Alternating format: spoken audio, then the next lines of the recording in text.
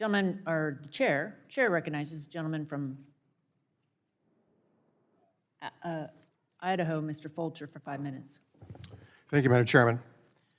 Mr. Chu, we've been going a long time here by now, and a lot of questions have been answered, and a lot of them have not been answered. And primary thing I want to do is just share some thoughts of what I've seen, learned today, been exposed to. First of all, I've got to compliment you on having a product that's impressive. It is a very influential tool. It is addictive, and that's what you want users to be exposed to, is something addictive, and it is a data gathering masterpiece. So clearly, it's got the potential to sell products, connected like-minded people with that artificial intelligence capability in a viral fashion, and perhaps spread information quicker, better than anything else that's been developed out there. Now, I'm just going to tell you, I'm not a subscriber, at least a willing subscriber, but probably in that database somewhere is my preferences with colors or foods or who I've spoken to or what I've said or my favorite newspapers. I don't know. But that's available to be sold or given to whomever or whatever. And the whatever is what bothers me. And I'll use myself as an example again. If, for whatever reason, I became a target in this, I became somebody you didn't like, and I know that'd be hard to believe because you gotta like me. But let's say you didn't, or a company didn't, or for whatever reason I became an app target. That artificial intelligence algorithm could be shared or spread selectively to a targeted audience that, with negative information that maybe has been paired up with that knowledge in that app to make me look really, really bad. Or to the converse. Same thing could be done to make me look really, really good. Here's the problem.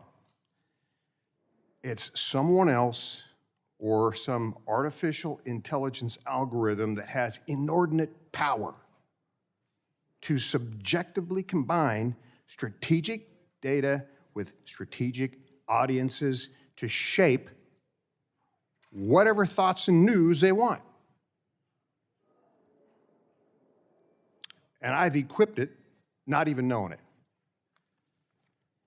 And that process could apply to anyone or anything. There's the danger. It could be the President of the United States. It could be their kids. It could be a company. It could be a political party. It could be a news outlet. Anything could be targeted for that selective viral spread of just some information.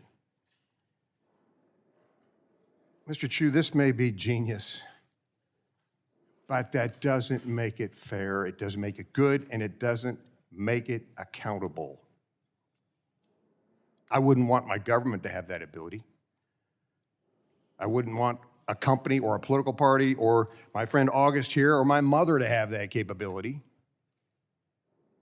And I certainly don't want that to be accessible to anyone in China. Now, there's no question it's got immense value. And as proof of that, you're here.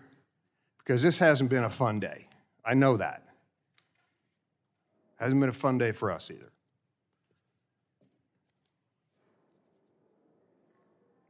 Artificial intelligence is difficult to manage once it's on auto cruise control, and it's, as we've talked about, nearly impossible to wall off data. I know the idea.